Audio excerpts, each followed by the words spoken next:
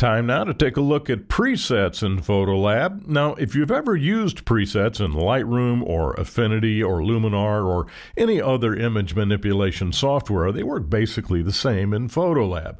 Now, you've heard me say before that I'm not too much of a preset user, but that refers to standardized, prepackaged presets that are meant to begin your image correction process. I really never use those because I don't want to be drawn away from my original memory of what the image looked like, what the scene looked like when I was standing there.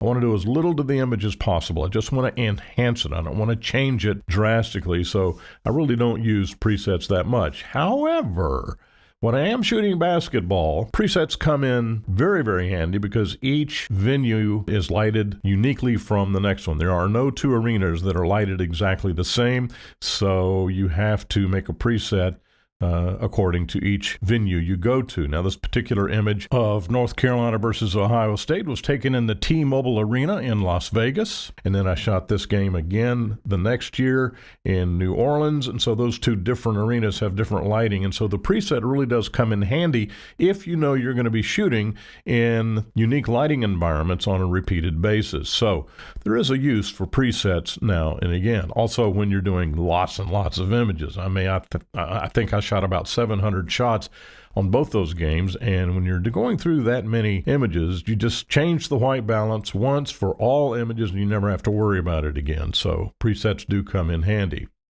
Now, the presets section is located in the upper right-hand corner right here, and when we click on it, we can take a look at some that I have made. Some of these are experimental, in which I may be wanting to do a little bit of a special effect with the HDR, and if we click on this one, I think you'll be able to see that effect kind of kick into place.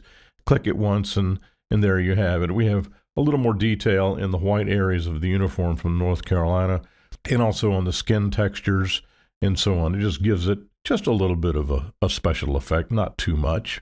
I love this shot. It's a story. And then if we take this one that has a lot of white in it, you see that, the detail in the white areas of the uniform are kind of blown out. Not really blown out, but they're just not, they don't stand out too well. And so here, this is a standard. This is one experiment. This is another experiment. And I think I like this one the best.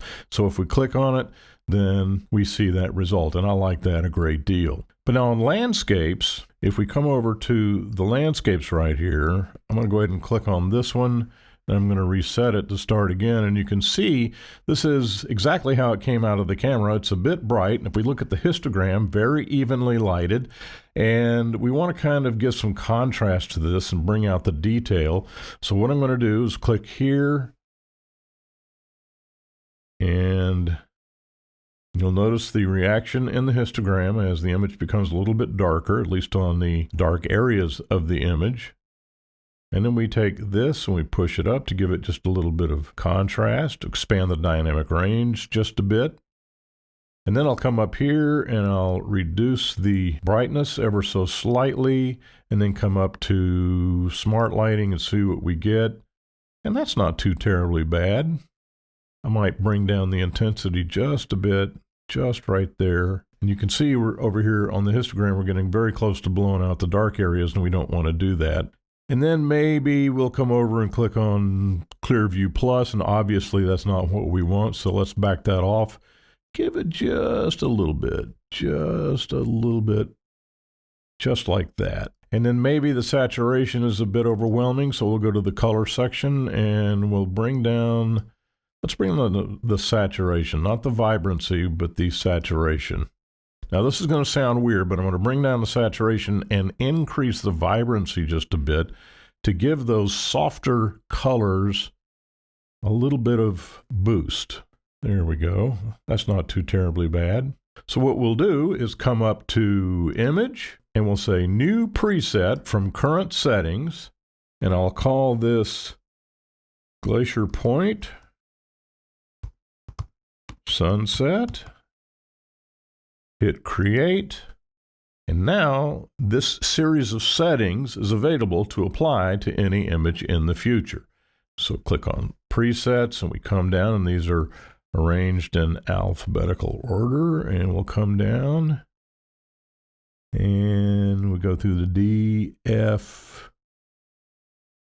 G and Glacier Point Sunset right here. No, right there. And so it's very easy to see that we will have this preset available to us at any time in the future. So there's presets in DxO PhotoLab.